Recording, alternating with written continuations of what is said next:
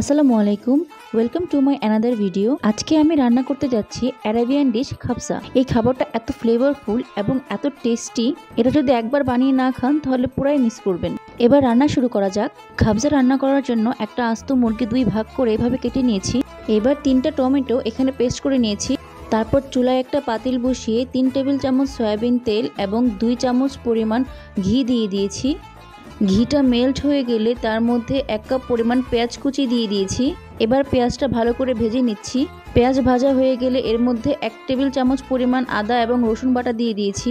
এবার 1 চামচ পরিমাণ গরম মশলার গুঁড়া এবং 1 চামচ পরিমাণ জিরার গুঁড়া দিয়ে দিয়েছি। জিরার গুঁড়া পেঁয়াজের সাথে মিশানোর পর 1 চামচ পরিমাণ গোলমরিচের গুঁড়া দিয়ে দিয়েছি। এবার স্বাদমতো লবণ দিয়ে দিয়েছি। সবকিছু একসাথে ভাজার পর সেই 3টি টমেটোর পেস্ট দিয়ে দিচ্ছি। এবার সবকিছু একসাথে নেড়েচেড়ে মিশিয়ে নিব। মশলাগুলো ভালো করে কষিয়ে নিব। উপরে তেল ভেসে ওঠার আগ পর্যন্ত ভালো করে মশলা কষানো হয়ে গেলে কেটে রাখা চিকেনের পিসগুলো দিয়ে দিব।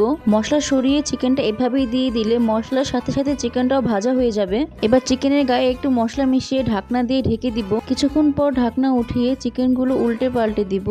উল্টানোর সময় খুব সাবধানে কাজটা করতে হবে, নয়তো চিকেনের পিসগুলো ভেঙে যেতে পারে। আপনারা দেখতেই পাচ্ছেন আমি 2টা চামচের সাহায্যে সাবধানে কাজটা করছি। চিকেন উল্টানো হয়ে গেলে ঢাকনা দিয়ে ঢেকে দিব। কিছুক্ষণ রান্না হওয়ার পর ঢাকনা উঠিয়ে দিব। এবার চিকেনটা সিদ্ধ হওয়ার জন্য 1 কাপ পরিমাণ পানি দিয়ে দিচ্ছি। চিকেনটা সিদ্ধ হওয়ার আগ পর্যন্ত ঢেকে দিব। মাঝখানে একবার ঢাকনা উঠিয়ে একটা স্টার মশলা এবং লেবুর সবুজ একটু খোসা দিয়ে দিব। শুধুমাত্র লেবুর সবুজ খোসাটাই দিব, এতে ফ্লেভার খুব সুন্দর আসবে। এবার ঢাকনা দিয়ে ঢেকে দিব। চিকেন সিদ্ধ হয়ে গেছে, এবার এটাকে সাবধানে উঠিয়ে নিব।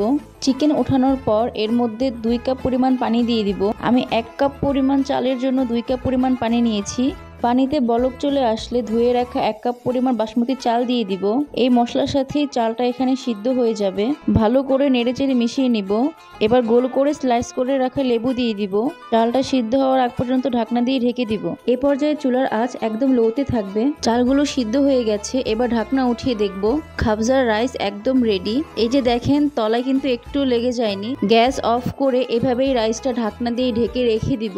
অন্যদিকে চুলায় একটা প্যান বসিয়ে 2 টেবিল চামচ পরিমাণ ঘি দিয়ে তার মধ্যে কাঠবাদাম এবং কাজু বাদাম ভেজে নিব। বাদামগুলো ভালো করে ভাজা হয়ে গেলে এর মধ্যে সেই চিকেনের পিসগুলো দিয়ে দিব।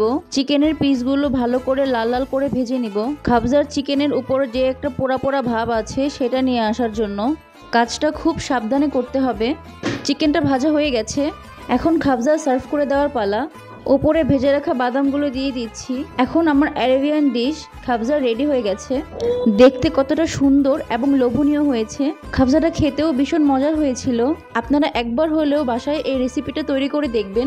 মেহমানদের সামনে এই ডিশটা রেডি করে দিলে তো তারা মহা খুশি হয়ে যাবে। আজকের মতো ভিডিওটা এখানেই শেষ করছি। আশা করছি সবাই ভালো থাকবেন, সুস্থ থাকবেন, আমাদের জন্য দোয়া করবেন। আল্লাহ হাফেজ। Thanks for watching.